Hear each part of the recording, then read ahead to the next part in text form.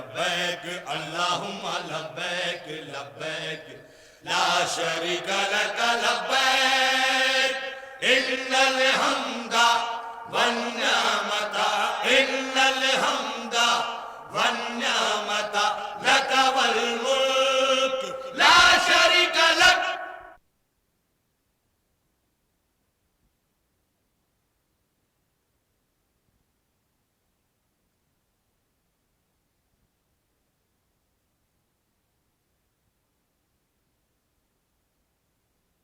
Focus inside just for a few more moments, holding awareness.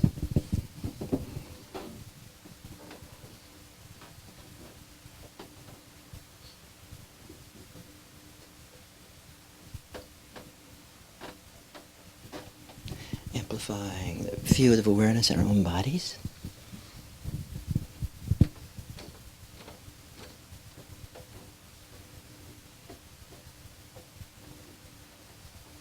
Then we can extend to each other directly, inside to inside.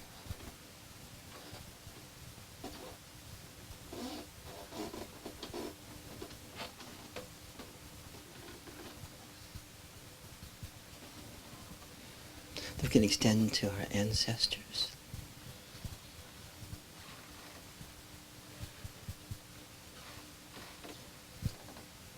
And then we can extend to all the great yogis and teachers and gurus we have the great fortune of meeting.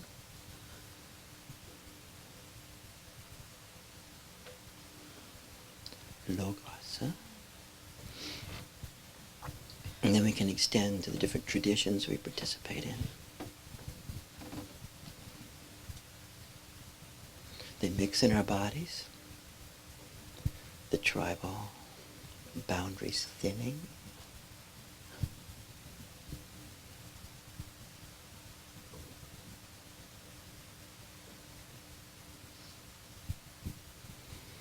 Then we can extend to the Dakini, dimension of our own awareness as knowingness, the elements.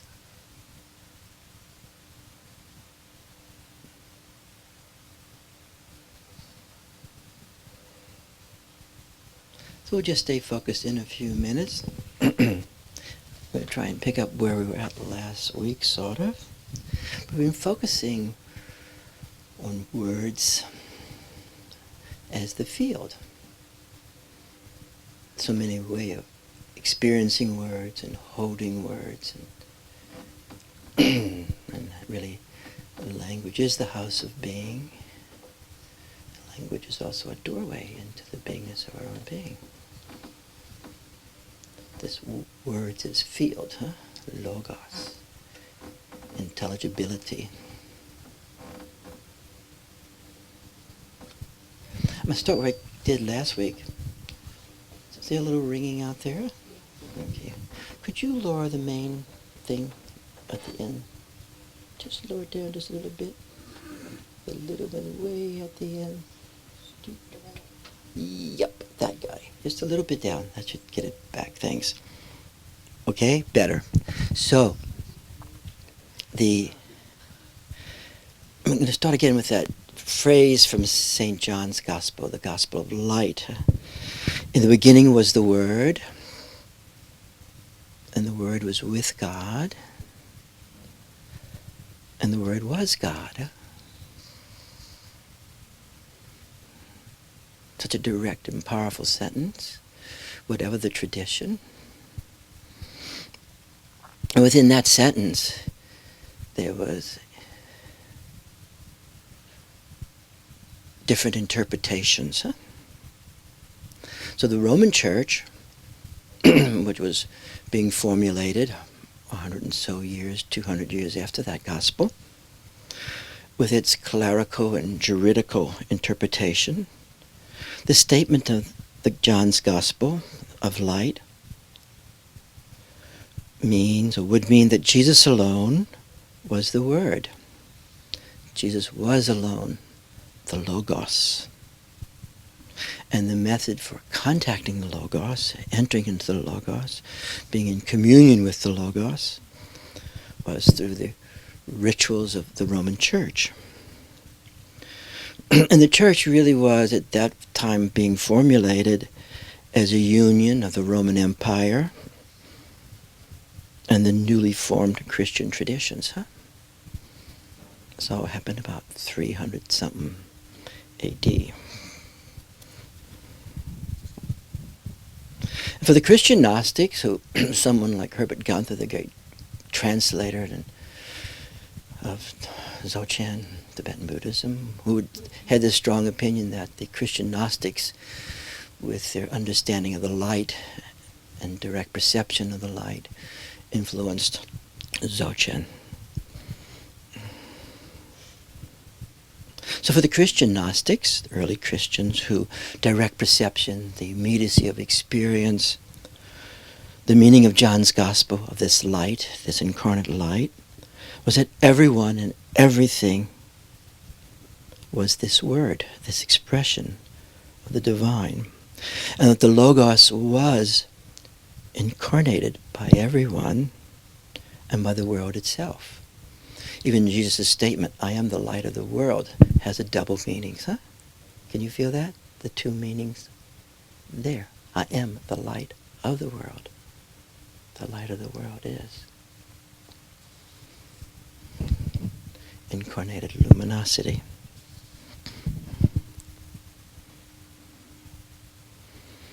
And the path to this experience, the Logos, was within one's own being, which was divinity itself, and also through this experience of the beings of others, in that indivisibility. So this divine light was manifested both within oneself as well as in the light of the world. Or as the Shaivite masters say, the bliss of samadhi is the bliss of the world. And yet, there's a vast conflict at this point, And over the centuries, in the relationship with the Roman Church, there's a vast amount of murder and killing because of this incarnational understanding and experience. So the Gnostics understood that God dwelt within themselves as themselves. And this hatred of the incarnational embodiment in everyone and everything was a persistent shadow for centuries and centuries. Perhaps even today.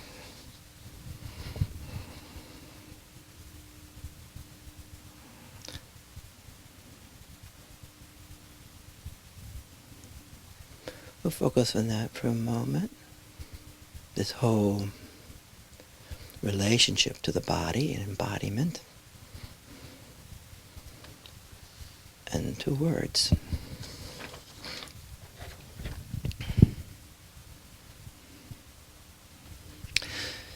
So as we hold that, let's turn to one of our companions and we'll work with the rest of this little chat together. So without it being a big deal, staying in the state and just let's focus with another person, okay? As we explore, hey, welcome back. Good. As we explore the Word made flesh, incarnating the light, embodying the light as your own self, not as somebody else. Yes, the light's in me, but it's really so-and-so. It's Swami Muktananda. It's not really me. Or whoever else. That great poem. There's a great commentary too. Dushu Rinpoche has a commentary in that poem, calling the Lama from afar, which is also the word. It actually uses that word in there for calling the Lama. Everybody here, sort of? So in the beginning was the word, and this word is actually this field of pure awareness, and the word is a manifestation of the field of awareness. All of our words. So in the beginning, the word was within human awareness, and the word was human awareness. We're trying to go beyond the word being a mechanical thing. So language itself is a field phenomena, if we like to think about it that way.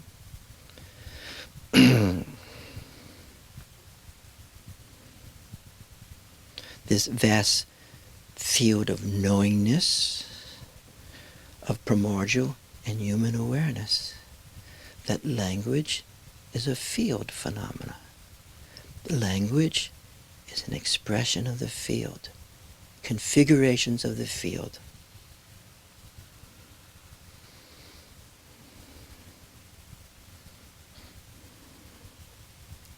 Often, when we look at language nowadays, we consider the language to be a sign or a signifier.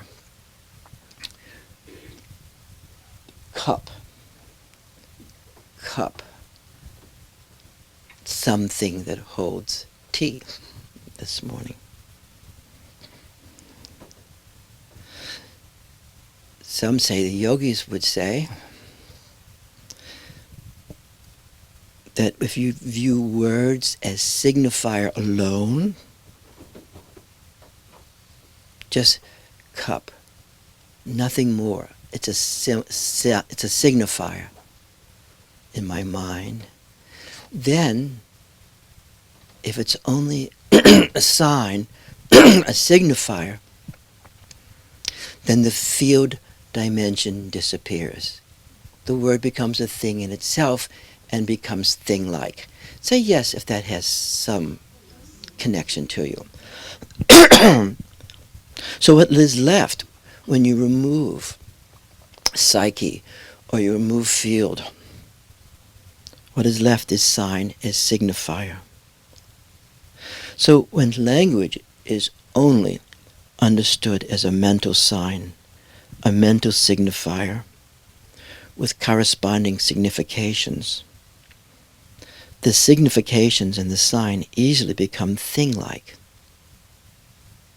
And there is a densification and reification of language, and consequent reification of our own mind, of my own mind. Truly the poetic disappears, psyche disappears, and the very energetic dimension disappears. The vibrational dimension disappears, which is the field. Say yes if that makes some sense to you. And you can see when people suffer from that, because they do suffer from it, huh? There's no echo in the words. So our mind becomes very concrete. We may be very bright, but we have this very concrete mind. And this reification results in concrete minds, concrete words, and concrete terms. What does that word mean? Dictionary terms. Concrete meaning. That and only that. So this way at times, the mind becomes thing-like to our own experiential self and to the self of others. And no matter what I say to you or how I say it to you, it will have a thing-like ring. And you will not experience what I'm attempting to say to you. Say yes if that makes some sense. Many, many people struggle with this.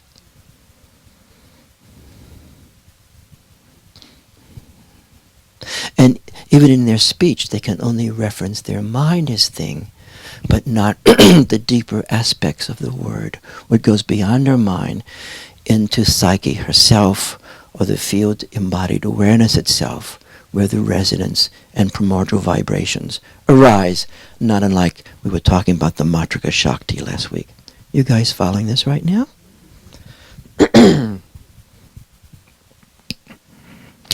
This doesn't mean there's not affective responses. Language can become a mental signifier alone with corresponding affective responses of signification. So it's not like I don't have affects, but it's all contained within me, and there's no resonance. What I say, you do not feel. Or I don't feel. By feeling, I don't mean affect. I mean a sense of experience within my awareness. There's a quantification and mentalistic approach to language. It's very cultural. It's also very personal. And as the culture amplifies it, certain type of, I use the word pathologies lightly, grow up around this more and more. So language is code, codedness. Language is information. Tell me more, endlessly more. Information codes. Data. Logos again disappears. It just disappears. Psyche disappears.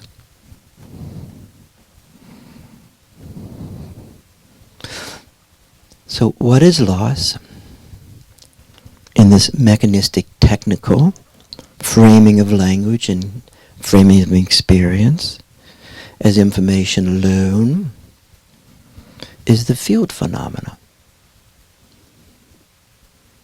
with its unboundedness, its directness, its vibrationalness, its space, and its archetypicalness. The energetic dimension of the word, which is actually prior to signification and signifying. The energetic dimension of the language, words, is prior to signification, signifying. So before the word cup is imposed on that thing there, I can feel that thingness. Or perhaps I can feel you, or you could feel the person next to you prior to signification. There is a felt sense, vibration, knowingness, psyche. Sometimes there's so much information, psyche itself disappears. Sometimes we want more and more information trying to reach psyche, but the more information we gather, relentlessly gather, psyche disappears. Say yes if that has some resonance to you. Any no's out there? No. So with that, the field of being disappears. The field of being just disappears. Maybe in the woods on a Sunday morning.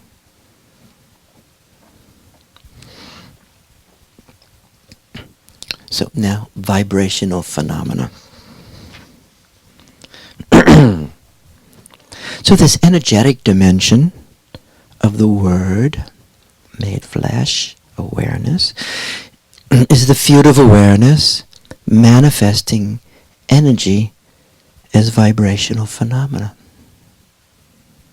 And the energetic and vibrational manifestations is ultimately, even as St. John would know, the radiance of the light.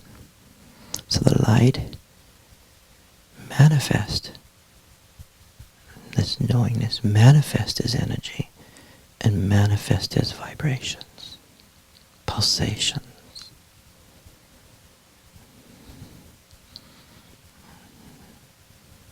Actually, one person who picks this up very nicely is Eugene Gendlin in his work on focusing, and he has a great book on symbolization and experience. Eugene Gendlin. Who's heard of Eugene Gendlin? Who hasn't heard? It's really, really worthwhile. He was a Heideggerian student. He also worked with Carl Rogers in trying to develop experiential psychotherapy and also measures for the degree of experiencing that went beyond concrete, repetitious language, like yes and no. So this energetic and vibrational manifestation is ultimately the radiance of the light. Awareness, this field of awareness, is space radiating light, manifesting as sublime vibrational energy, manifesting as human experience, both within us as person and the very circumstances of the person around us. So within us is the vibrational manifestation that can actually become a signifier. Cup. More, please. But prior to the mental signification is the manifestation of the word as energy, as Shakti, as Chi, as pulsation, as the spanda, or as Abhinagunta describes it, the throb. Here comes the throb. Cup. And sometimes we don't know how to word it.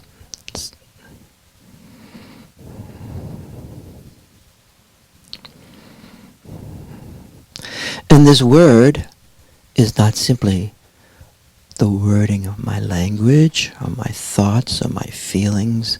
It is not simply intrapsychic, but it is the very situation unfolding within and around me right now. So if I look at you, you are words also. You are words. Different streams of words, different streams of vibration. That, if I'm at that level of language, then I can feel you, and perhaps I can feel the indivisibility of this vibrational realm. Say yes if that's making sense. Say yes if it's making sense.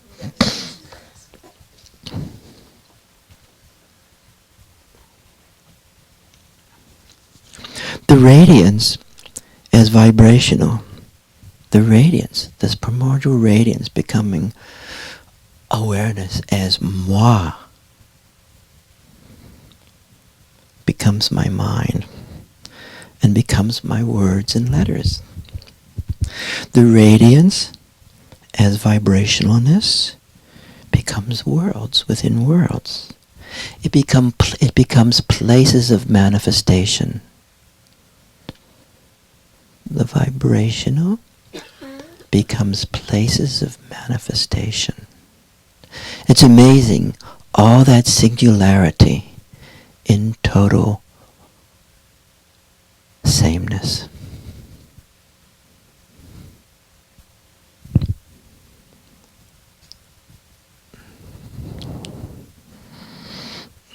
And last week we read some stuff from the Matrika Shakti. So this energetic conjunctio, the true conjunctio, mysterious conjunctio of language and energy, sign and energy, this sublime vibrational level of existingness, which at times is described as the Anuttara Tantras in Tibetan Buddhism and Kashmir Shaivism. These are like the tantras of vibration. And Sophia Sri Revere goes into this very beautifully in this wonderful text, vibrating in this splendor, the source experience of the Kala Chakra mantra. Swami Muktananda, a master of Shaivism, often spoke about, and we can lean into each other, into your companion, and as we use these words, you can take them like little pointing out instructions. The importance of understanding the matrika, the goddess manifesting everything, in order to enter the sublime vibrational dimension of existence. I don't have vibrations. I am the vibration. The spanda, the pulsation, the throb, to use that phrase from Abhidhamma, is the true meaning of Tantra. The tantric dimension is the vibrational dimension of existence. And the Tantras express the world as vibration, and they express the word as vibration, and they express divinity as vibration. They express human awareness as vibration. So, to experientially enter, we're already there, but to experientially enter and to experientially live in the vibrational level is to experience the liberation, the self-liberation, and the power, the empowerment of the vibrational level in our life and in deathlessness. So language, words, are an iconic, like the icons, they open. That icon over there may be a sign to that icon, Jesus. But as it opens, then there's a shift from that icon simply as sign signifier to a saying. The actual sign as saying. These are all made up words, but it starts to speak directly experientially, not to mind, but through felt sense, through vibrational oneness. Say yes, if that makes sense. You don't have to believe it.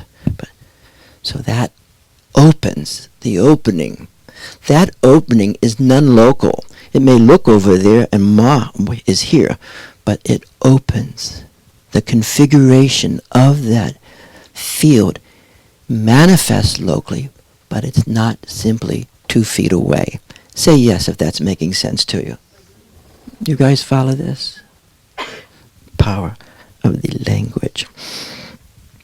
So this iconic opens in the vast stillness of awareness happens in the silent spaciousness of awareness, and happens in the soundless, non-conceptual awareness. Non-conceptualness awareness. We're talking here in the yogis that from the soundless state, we can experience the sound arising, okay? Or from the space, the silence of the spaces within myself, I am more capable of experiencing the vibrationalness of my existence and that around me. Say yes if that's making sense. Yes. If there's too much noise in my brain, it may not take place. Soundlessness becomes sound. And where that takes place is a very powerful place, where the soundlessness manifests as sound. That spot is also the spot where the sankalpa can be touched. Say yes if that's making some sense. The Matriyana is an iconic doorway into the vibrational level of being. Being itself vibrates. Mantra opens the doorway into the vibrational dimension. Being, this beingness of being, is both stillness and vibration, silence and sound. Being stillness and movement, space and movement. This great manifestation of vibrational existence. Dharmakaya, manifesting. The giving, the great gift. Being,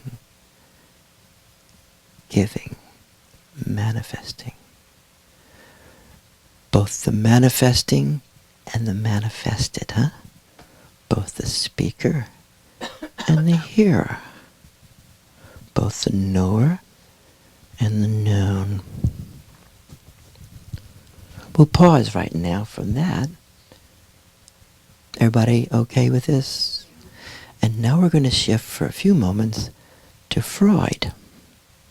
To Freud. Because amazingly, Freud was a master, most of whom you've never read. And I will have to get the phone for a moment. You guys can chat with each other. You're in the field.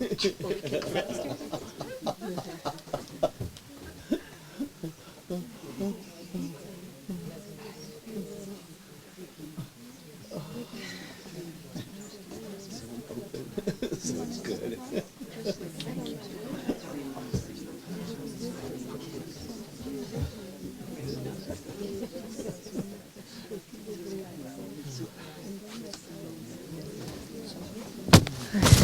Is it different talking outside the field? The experiential field, when you're talking in the field? It's different, isn't it, So, we'll focus back in again. So we're going to talk just a teeny little bit about Freud right now, okay? Because throughout his writings, was preoccupied with language and energy. Right? Any of you know Freud? With language and energy, he was preoccupied with the union of words and energy, the union of the representational and energy, or the union of meaning and the energetic dynamics, what he called the economics, the energetic economics. And that both of these, this union, this conjunctio, was the unconscious. And so his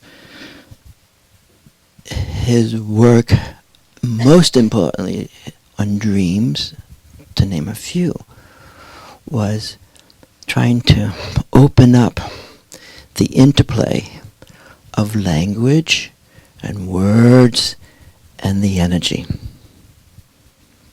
You guys following this? Say yes if you are. So the energetic and sign phenomena described by Freud, described in the language as both sign and energy, or as symbol and energy. His work on the dream, to the most notable one, is essentially a work describing the language and energetic relationship, this nexus, this mysterious nexus of the energetic language connection within human experience and psychopathology. It's quite amazing to read his work. There's a great book on this by Paul Ricoeur. And Paul Ricoeur's great book, Freud, in some ways is the most complete exposition of the language energetic dimension within psychoanalysis. And I actually have a worn copy right here. Freud. It's a fatty. But it's a great book. And the reason this theme, as you see it one place and another place, starts to have a power of universality, Language, without the energetic dimension, is thin, contains technical information, but again the sense of psyche is lost. The word is technical, the world is technical, And the person as technical is what remains. And one of the great losses in psychoanalytic thinking as it shifted and became simply an ego psychology was actually a loss in psyche. Say yes if that makes sense to you. It just disappeared. You with me? A great clinical exposition of this sign energetic continuum, this word energetic continuum, is the work of Julia Kristeva.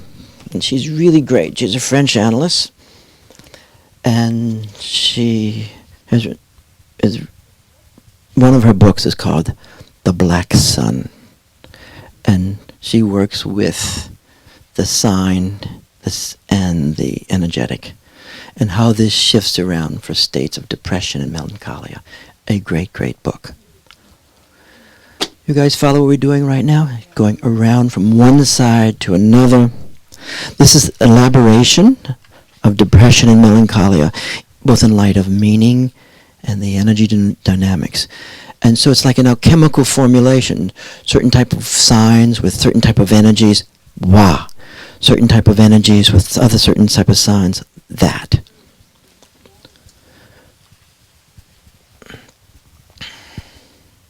You feel your partners right now?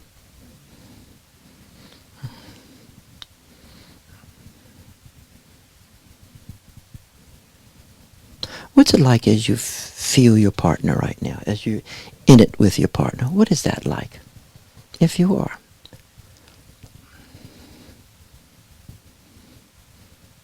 What is that like? Prior to any speech, what is that like?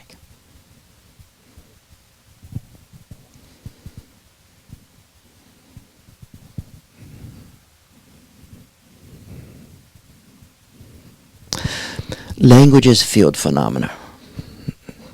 The most profound way of understanding the nature of language energy continuum, as well as the relational dimensions of language, is understanding language as a field phenomena. That words and letters are expressions, articulations, and configurations of this magnificent field of awareness in all its multidimensionality. They're not just incidental. They're the very manifestation of luminosity. It's like Anake, Logos is necessary. You don't have to believe that. Logos, all these words, feelings, experiences, manifestation, all of them, every type, whole range. All these words, infinite words, all manifestation of primordial awareness.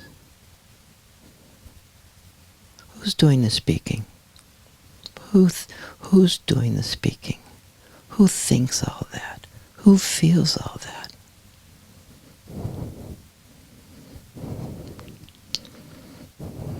The field of being manifests itself as beings, manifests itself as the minds of beings, manifests itself as words and letters, sentences and thoughts of beings, manifests itself relentlessly as this Logos. The non-conceptual manifests infinite conceptuals. The alphabet is a configuration of the vibrational field. The field as source is non-conceptual open awareness, thought-free gnosis. And the thought-free ground brings forth worlds within worlds. And the field brings itself forth as a person, as knowingness, in mind and body, in time and space. That's you and me. Field brings forth itself, manifests itself, herself, as knowingness in mind and body, in time and space. The field itself brings itself forth and manifests everything and anything, literally anything, in its vibrationalness. The field is vibrational, just as life itself is vibrational. This knowing, perceptual, vibrating, manifesting the word. So many voices. Your voice, my voice, my mind, oh my God, and your mind. All this mind manifesting primordial awareness. As you and I understand, or attempt to understand, that language and words as field phenomena, then the vibrational field opens the depth and breadth of this unbound, alive vibrationalness. Language is not a sign alone, a signifier alone, as some would think, but the very nature of the field of awareness with its power, its invocational power. If I'm trying to invoke something, and it's a signifier, significant deal, I bet you I'm not going to go very far with that invocation.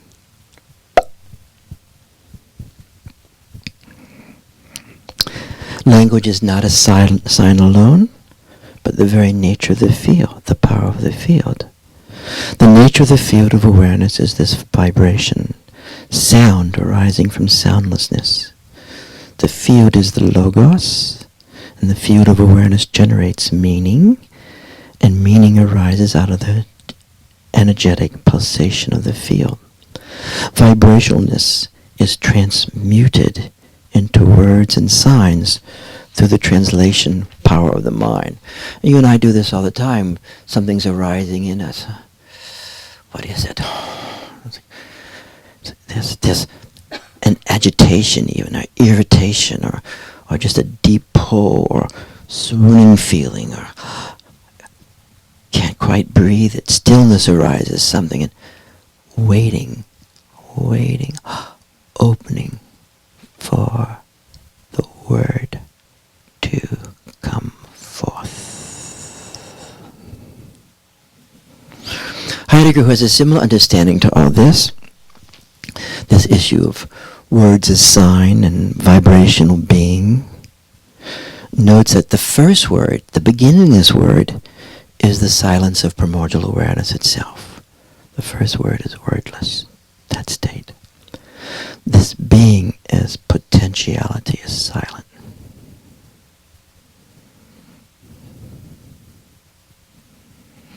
So in the beginning was the word, and in the beginningless beginning, the beginning was silent, infinite silence. Dharmakaya, Shiva.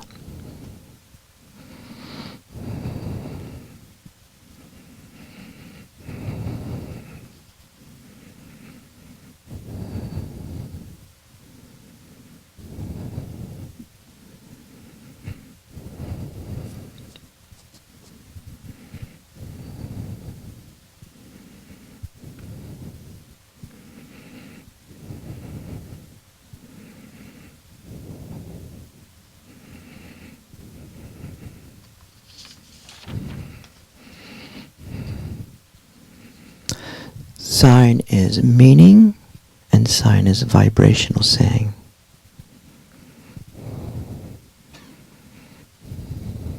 Sign is vibrational intensity, and actuality can be experienced as mantra, the vibrational dimension articulating itself as a sound sign.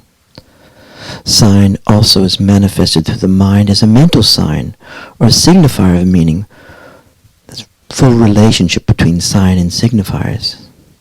You and I might consider sign as saying and sign as signifying. So sometimes the sign will be a signifier, cup, and sometimes the sign is saying.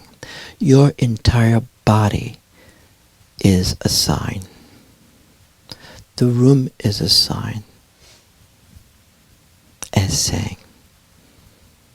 The world is saying, as speaking.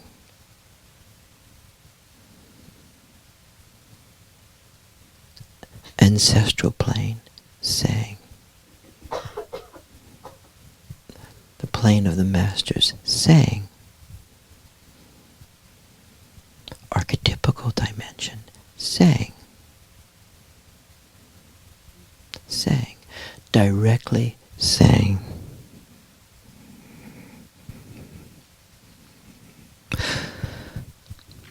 Sign is saying is the vibrational dimension being felt and understood, not through mind alone, but through direct awareness. The nature of the saying is the direct experiencing of the vibrational, both as energy and light. The elemental configurations are experienced and known directly as awareness, knowing awareness in its vibrational manifestations.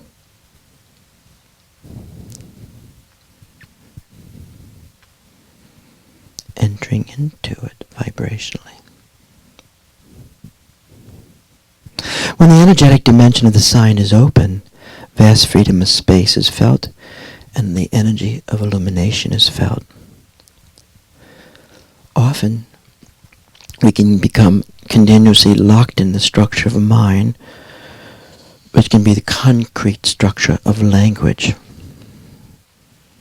Fixatedness on an idea, fixatedness on an affect, fixatedness on action, fixatedness on fantasy. All of the nature of the sign or symbol, we can get fixated in symbols. Much of the superego's fixation is a symbolic fixation. I may be in the judge, but and with that criticalness, relentless criticalness, attempting to overcome an annihilation, anxiety, deprivation. But behind that, there's a symbol. There's an object, a symbol right behind that. Perhaps it's God or Aunt Elsie.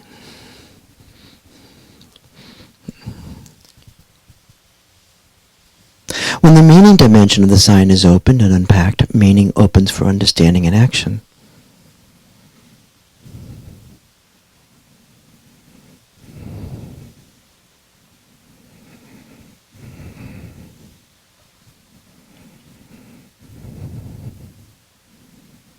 When we get caught in a concrete mind, we get easily locked into a concrete word. The more concrete, the less potentiality of space is available. And at those moments, we can only know words as signs, mental signifiers. And we can equate the sign and the signified actuality.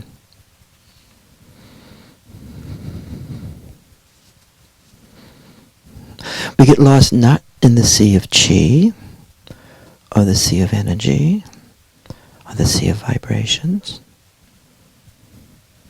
but in the sea of endless signs. Become very fundamentalistic, taking the sign as the reality.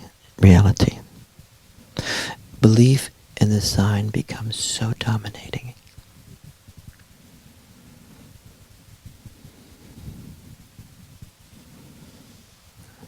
As you and I know, there's a horizontal dimension of the field and there's a vertical dimension. The vertical arises out of potentiality becoming the subtle vibrations, and vibrations becoming the different field dimensions of existence of the worlds.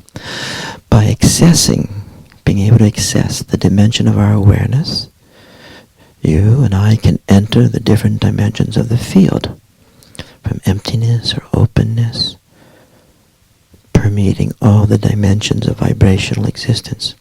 Even here and now in the living present, you can be living in the vibrational, the fullness of the vibrational, and the brightness of the vibrational.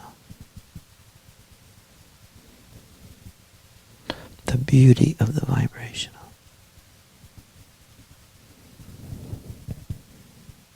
Having access to the vibrational dimension, you and I can extend through the vibrational levels of experience.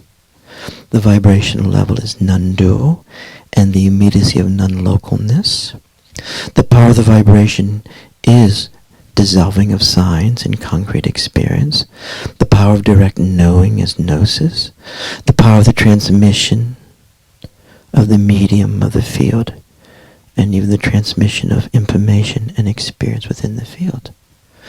As you and I are in the vibrational dimension, we can extend the vibrational dimension, light and energy, to another, but we can also extend our experience, say, of love to a person, or courage to a person. We can extend experience through the medium of the vibrational. Say yes if you understand that.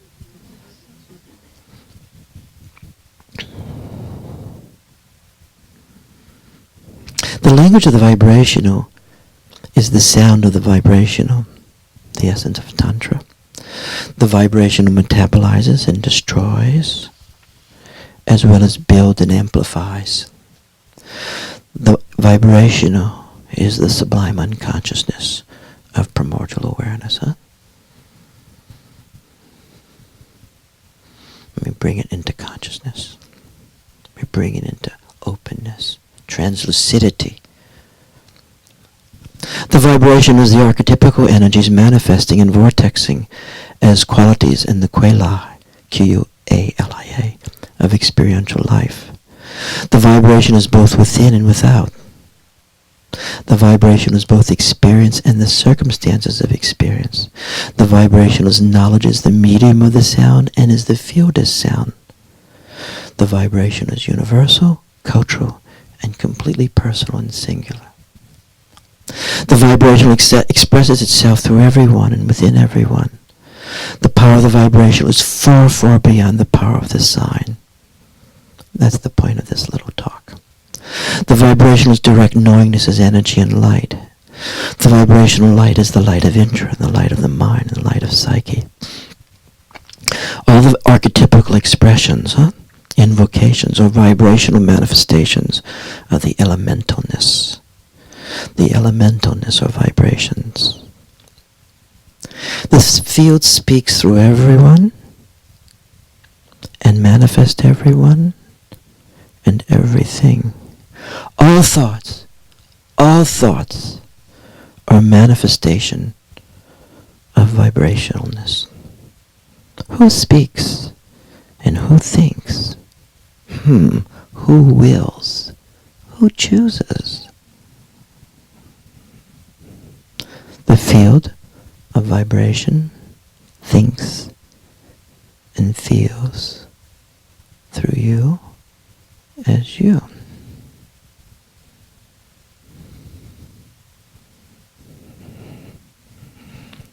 The vibration is both the source of thought and feeling.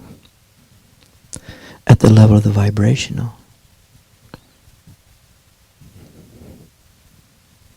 there can be that non-duality within duality. Knowing as vibration is both non-conceptual and non-conceptual thought, and non-conceptual feelings. And then they rise into mind.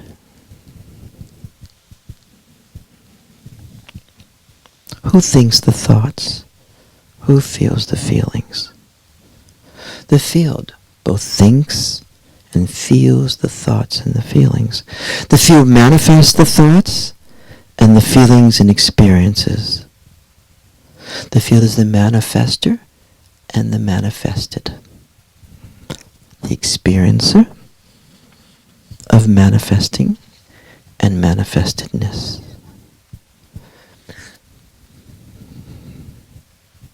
The space, that space, the field is where freedom lies. The sankalpa arises out of the conjunctio of space and vibration, right? At that point. To know that level is to really be graced.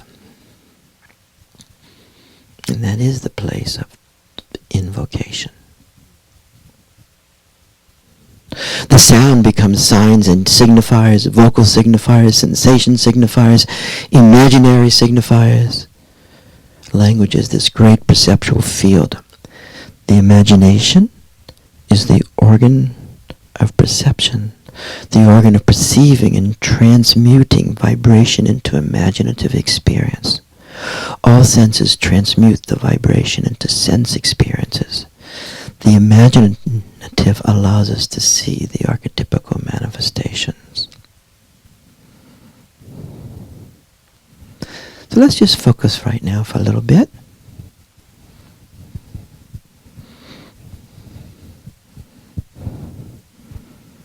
Let's do a mantra first, in the field.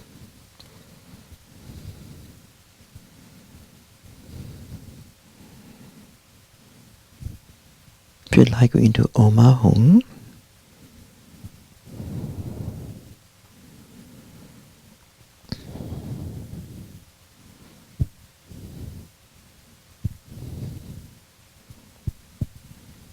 Bodhicitta Masuka Yanadatua. You can just enter it at the vibrational level.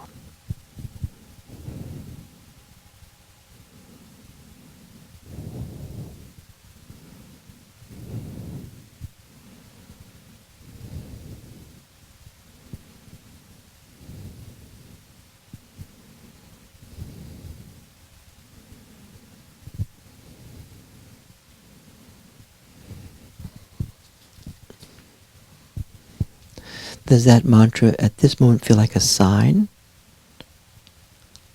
or as saying to you?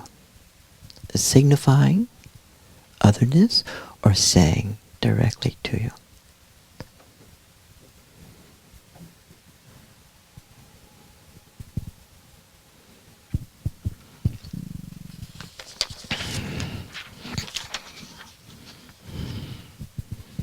Symbols, huh? The symbolic world.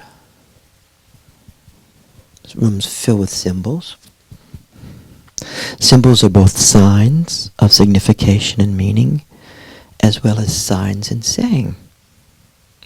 Saying is the configuration of the field manifesting both within the person and beyond the person at the same moment.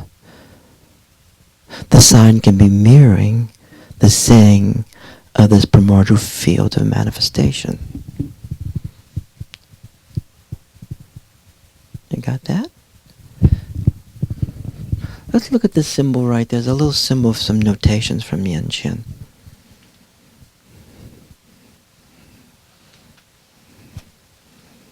So those little words, Chinese words, say something, you know. They're like, hello, good luck, blessings, things like that, right? Little Chinese. And yet, there's a symbolic dimension there that you might be able to feel. That you're actually in.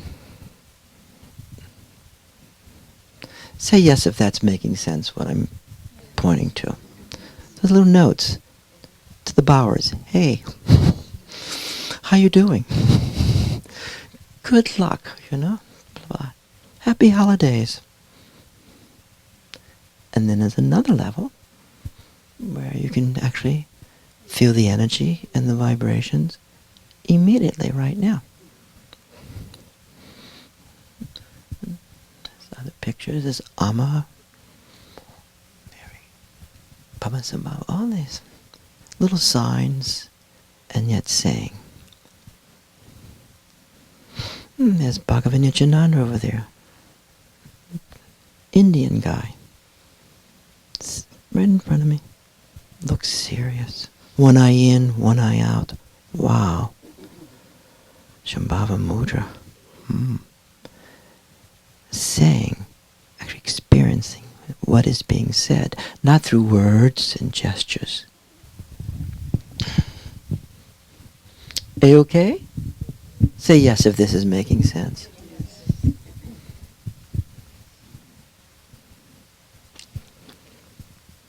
Painting Painting. Painting. But sometimes painting is sign alone. And sometimes, if we're lucky, painting is saying and sign. Sometimes a painting is sign alone, with representational expression and significance. Oh yeah, duck. Beautiful duck. What? And sometimes painting is both sign and saying. And the saying and sign can be in oneness. When the saying and sign are in oneness, wow. And that's the painter is in oneness with saying and signification. Right? You feel that? Saying and sign in oneness. Painter is in oneness. The one who's expressing saying and sign in that modality. Say yes if you understand that.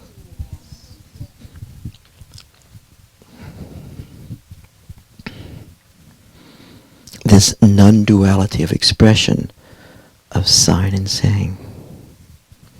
So the painter's own awareness brings forth and integrates sign and saying as symbolic world, mind and awareness, mind and psyche. The non-duality of the work reflects the non-duality of the painter's awareness field.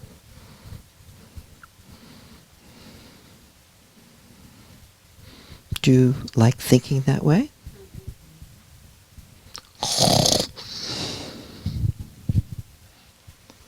So let's see where we're at right. Sankalpa. Could Sankalpa also be the union of sign and saying at the level of the self-arising of the spanda and the matrika? The power of invocation, the power of non-duality of the sign and gesture is saying, sign and word is saying at the moment of self-arising spanda, self-arising in the field of awareness as vibrational energy and power. If it is at that level, that vibration is the vibration itself, of the field.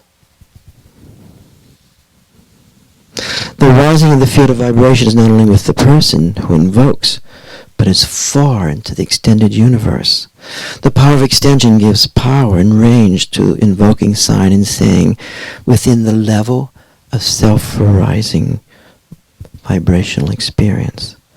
And the vibrational, and the dimension of the vibrational goes far beyond the person experiencing and invoking the vibrational. So in the most profound way, it is the field itself that is invoking the vibrations. So we'll pause for a few minutes.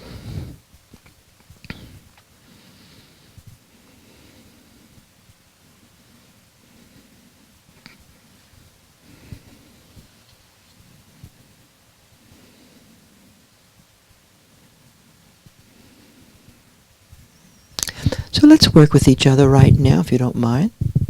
The person you're with, would you mind working with each other energetically, like we do? And you can do that. If you can use your little handbook if you wish, or any way you want to enter the vibrational dimension with that person. And you can describe what it's like when you're in it and when you're not. You can do it any creative way that you want. I would like you, however, to use language. Using language, describing your experience as it takes place. Using language as it takes place, okay? And feeling the vibrationalness of the words as sign or as saying.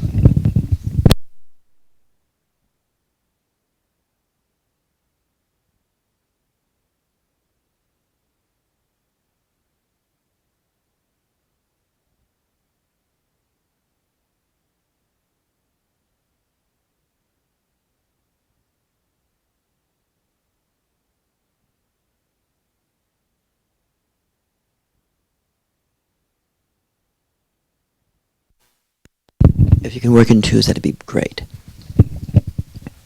And if you don't, if it's only 1, 3, then you guys can work in 3.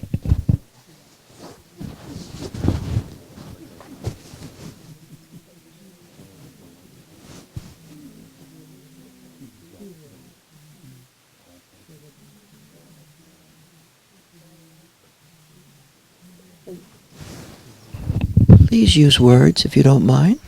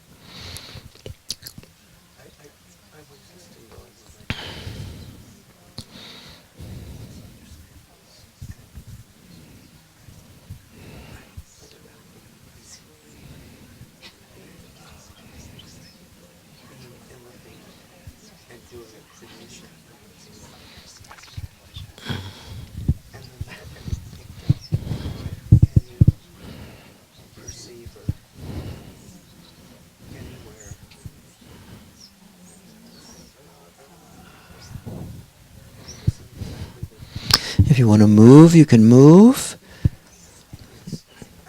You want to amplify, you can intensify.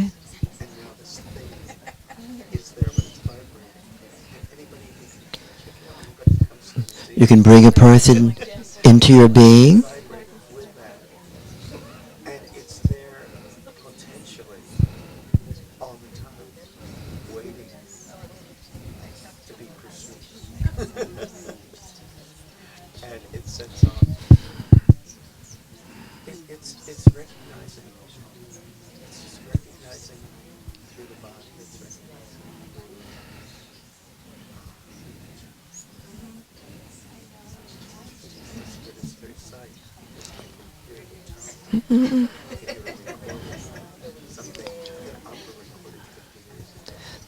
Mm-hmm.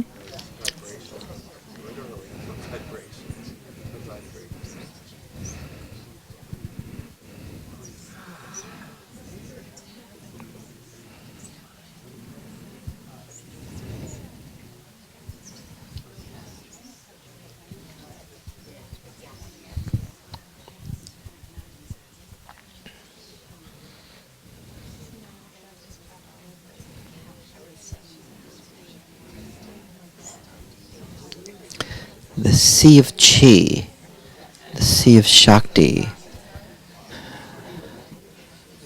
the sea of the matrika. Can you extend an experience into another person?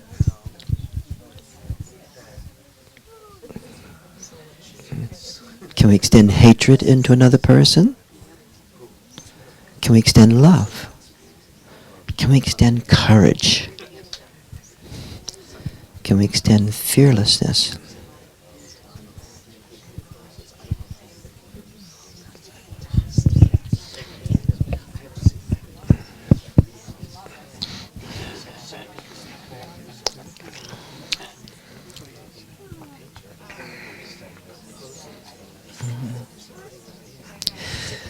If you try to remember experience with your mind alone, what will happen?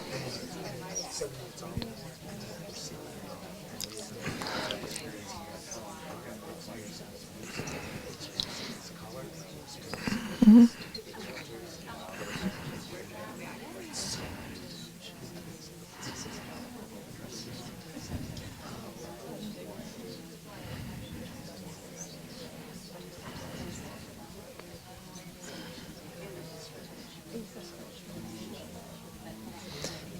And then put it towards whatever you're doing.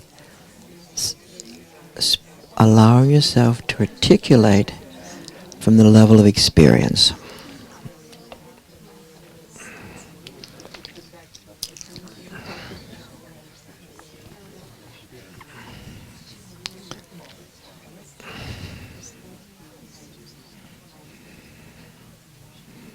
Mm-hmm.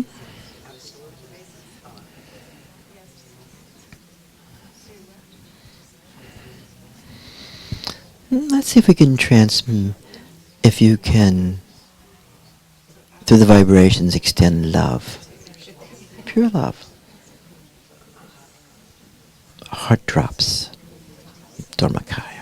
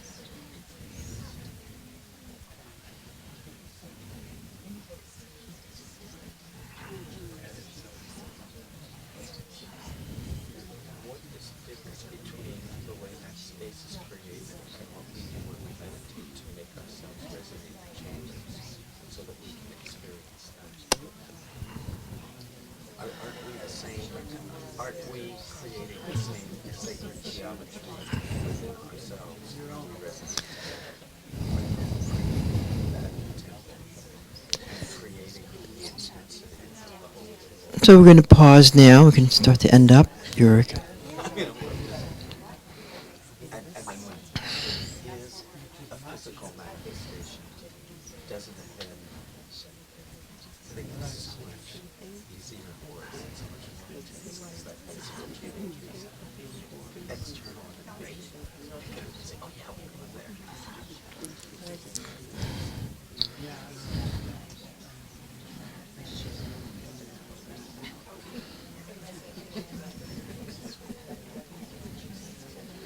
Okay.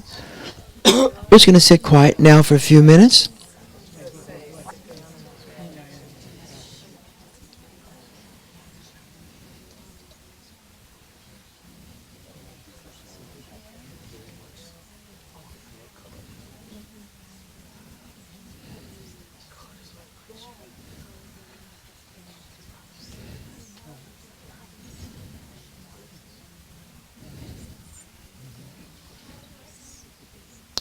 Bye.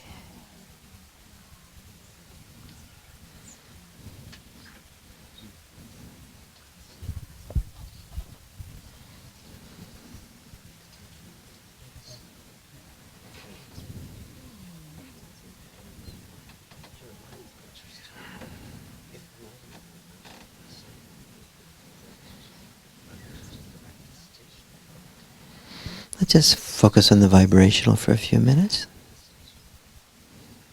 God is vibrational, divinity, awareness.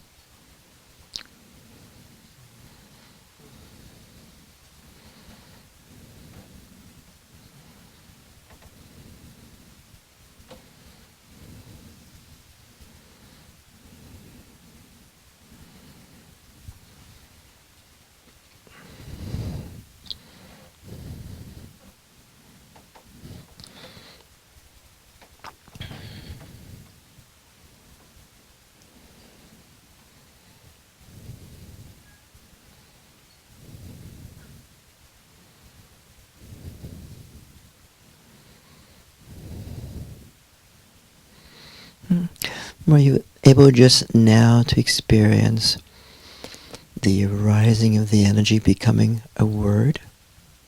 Were you able to experience in that little thing you were doing the rising of the field actually becoming a word?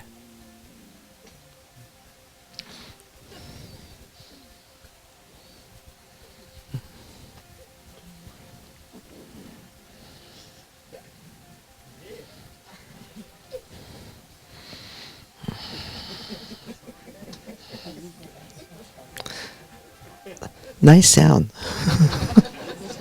Okay. So, could you feel the rising becoming a word?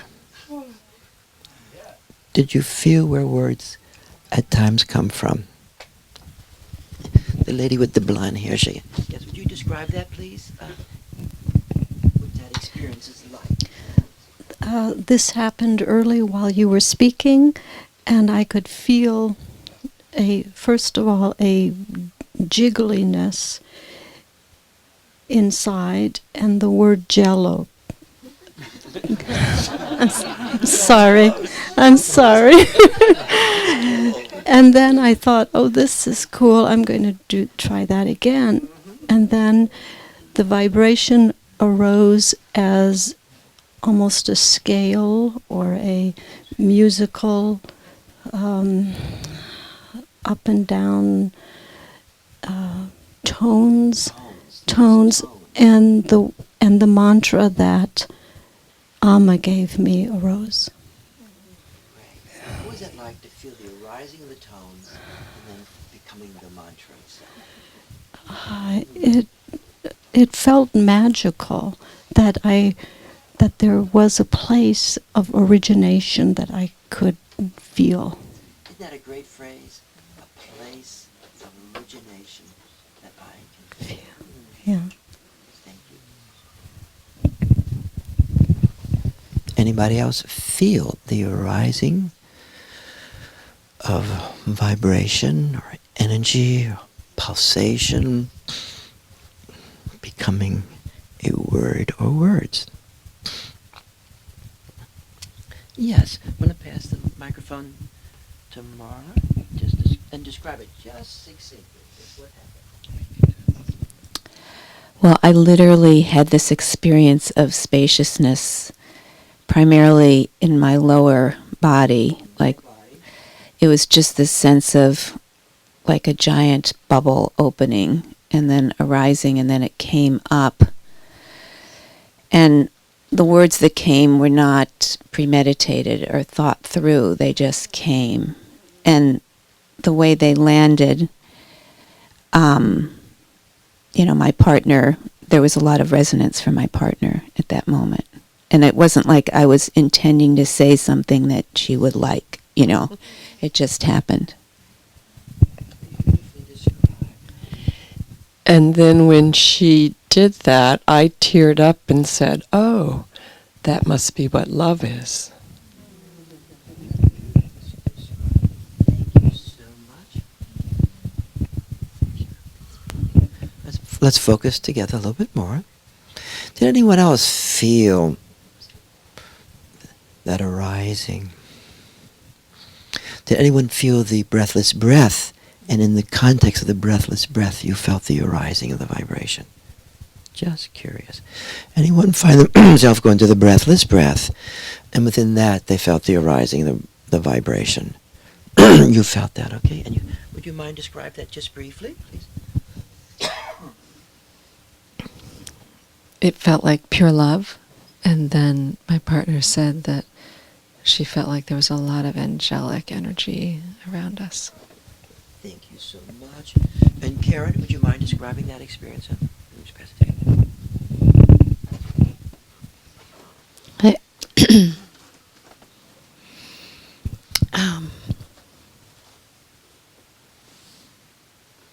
So with the breathless breath,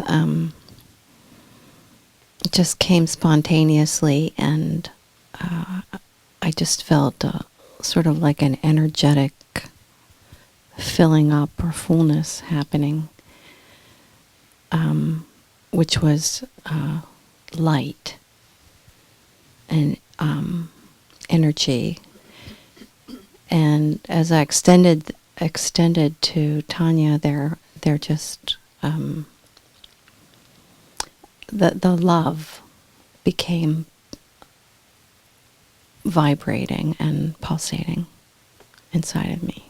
What was that like to feel the primordial pulsation vibrating in your body as well? What was it like to experience that so directly?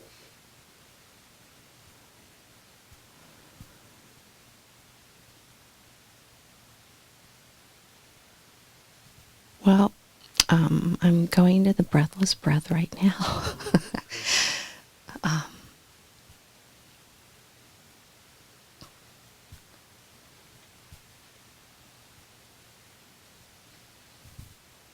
It's sort of like a divine holding, just feeling of being held,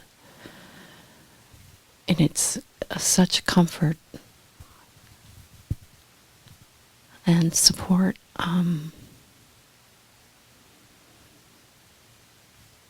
And just a pure knowingness that is pure. Beautifully described. You can feel it as you say it. Thank you so much.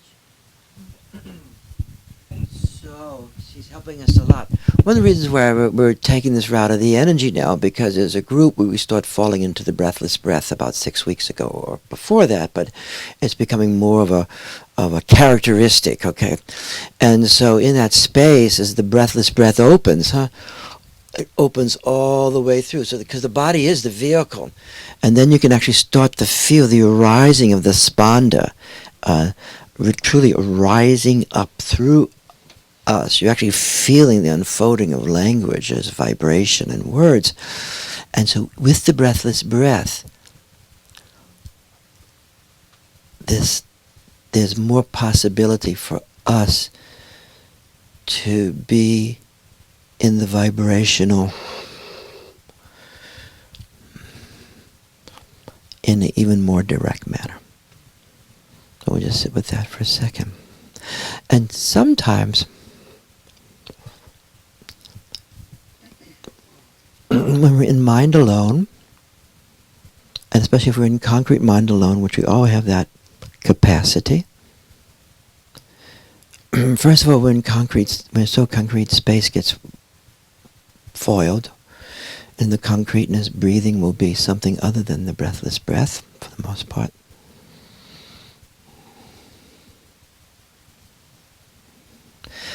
And you and I may not remember what just took place. The part of the dilemma of memory, as you may have noticed in this thing, you can remember all kind of shit that has taken place, concretely and operationally, giving total, thorough detail. You with me? For the past months. But as these experiences arise, which are stillness, non-conceptual, vibrational, and there are actualities. But soon as it's over, it's over. As soon as it's over, it's over. So there's a certain way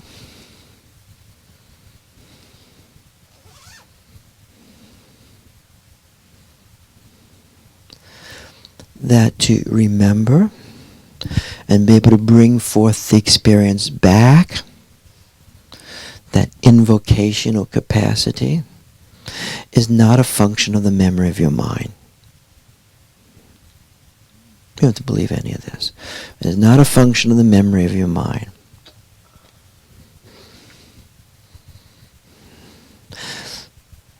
But it will come back if you access that same place over and over again.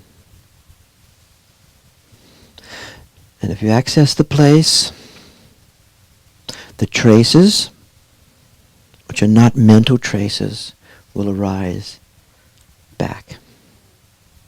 When you kick off and leave, and you pass, the memory that is powerful is the memory of the traces, and it's not your mind. What happened to me in the 6th grade? You follow what I'm saying? So you're cultivating the trace level. I know you're a psychologist. Everything is in your mind. That's okay. We're going to hang out just a few minutes more. Like, if I say, where do words come from? Sometimes my words come from up here. I know that.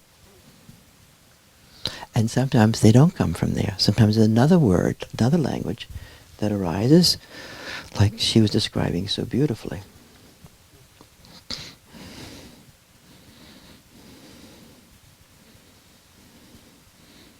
Let's sit for a moment.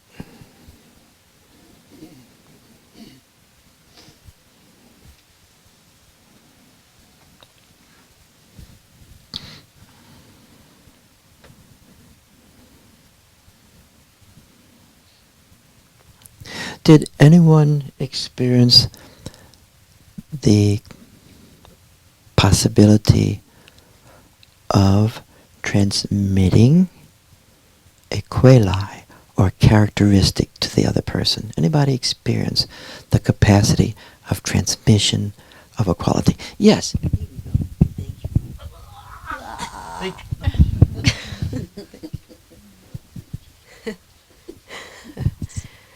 My partner transmitted to me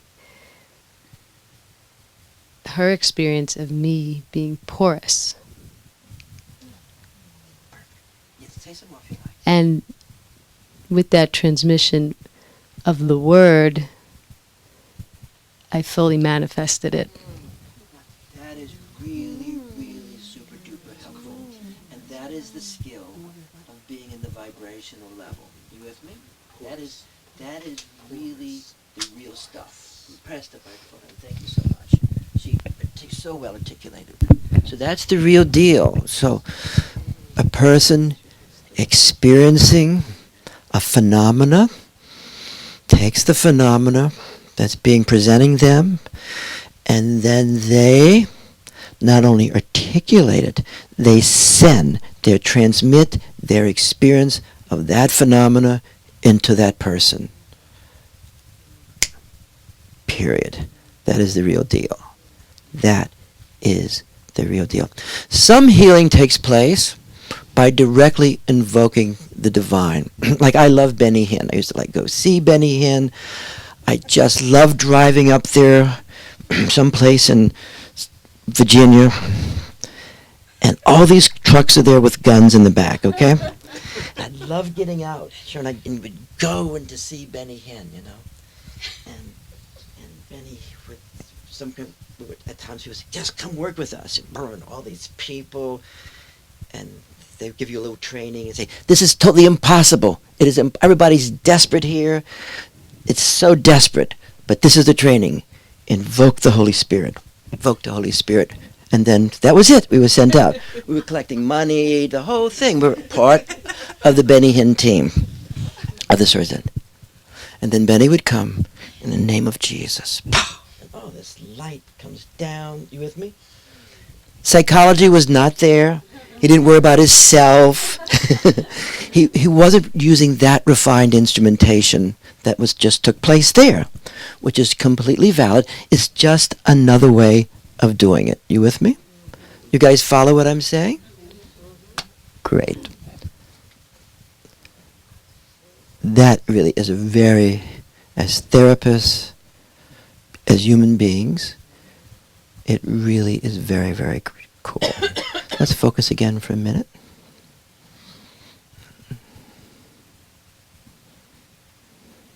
Did anyone bring the other person into them if they were specifically feeling the power of the vibration, of the energy really?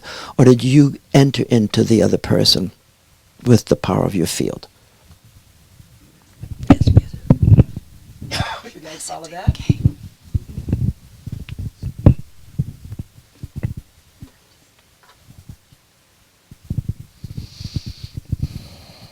So the moment emerged spontaneously in the skillful means of just like random pieces of the skillful means just emerged spontaneously, like the column of light, and then it was weird to verbalize because two things were happening simultaneously. There was my column of light, and then there was Lynn's column of light, but there was also timeless awareness where there was no Lynn and no me. So there was the uniqueness of each of us, but also this timeless awareness of each of us within the column of light. And then instead of like doing the extensions like we do, it was like the entire column of light extended into her column of light and then pulled back like we used to do with the taffy thing. Yep. And as that happened, there became more densification of the illumination of both of our columns of light. Exquisitely described, because the column, which is the field, has its own ways and literally moves into another being. You with me? And then moves back, and part of the results is the densification of the body of light in you. You with me? So as the little episode event ends, you are more the Vajravas body. There's more light in your flesh and in your skin.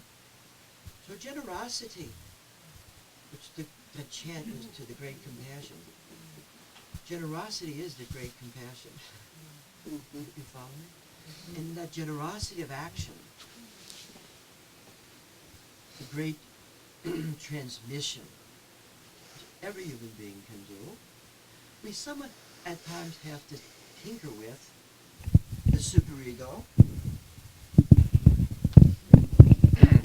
which we have to tinker with the superego, which is a symbolic function of deprivation, annihilation, anxiety. Say yes if you understand what I'm saying. That does have an interfering moment for all of us. You with me? For all of us. For all of us. For all of us.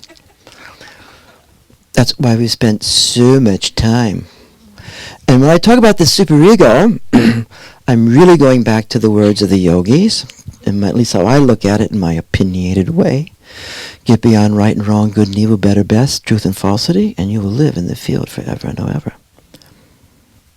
When that dissolves somewhat, then the non-duality, the natural non-duality becomes more available, and discernment, which is the very nature of non-duality, I like how she was using the word discernment over there, becomes more active and clear.